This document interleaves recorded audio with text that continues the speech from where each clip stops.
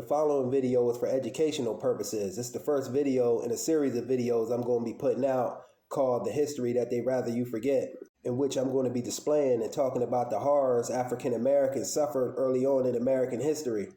But this is not to say we don't still feel the effects of this on up until this day. Just look at Brother George Floyd, our young brother Tamir Rice. Need I say more? Without further ado, let's get into it. This is the lynching of Sister Mary Turner. Mary Turner was born Mary Hattie Graham on December 1899 to parents Perry Graham and Elizabeth Betsy. Both of her parents were sharecroppers. This all started when a white plantation owner by the name of Hampton Smith was murdered.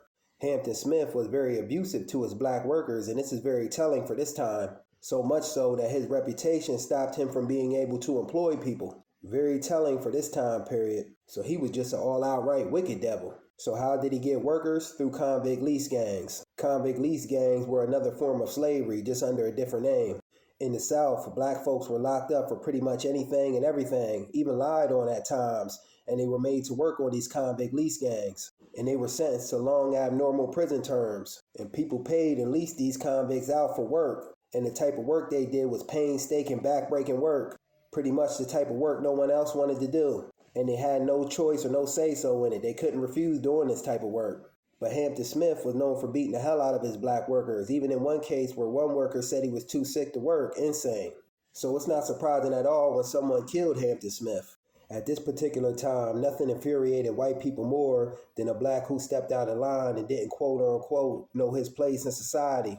So when Hampton Smith was killed, all hell broke loose. Over the next 2 weeks, at least 13 black people were lynched by angry, no-good Peckerwood mobs, Ku Klux Klan members with a badge. Timmy Riley was also lynched during this particular time period. Weights were tied to his ankles and he was thrown in the river where he drowned. Eventually, the mob got a hold of Hazel Hayes Turner. He was said to have been an accomplice in Hampton Smith's murder. While Turner was being transported by the police, no-good Ku Klux Klan members with a badge handed him over to the mob. Then he was hung and lynched.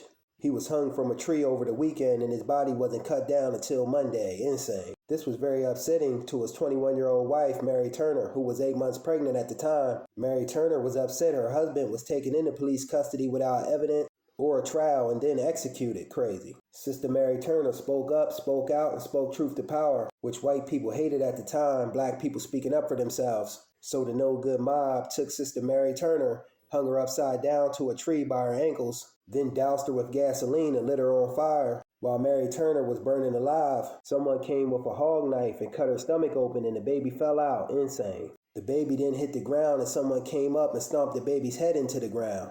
This is very tragic and insane. They then fired hundreds of bullets into Mary Turner's burning body.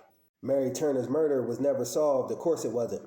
The Associated Press wrote Mary Turner made unwise remarks about the murder of her husband, and that the people in their indigent mood took exception to her remarks, as well as her attitude. Crazy. This whole story was buried and swept under the rug and didn't come out to the late 90s when historians looked into the story of Sister Mary Turner and other African American lynchings that took place at the time. And to those people who say, well, why don't you stop talking about the injustices and oppression done to black people? That's the past. Or that all happened a long time ago. Damn that, I'm going to keep talking about the injustices and oppression that was done to my people. It's important that we as black people tell the truth about our history and don't let it be buried and suppressed and whitewashed. And we inform our children about this history. Your past informs your future. To know where you're headed, you got to know where you've been.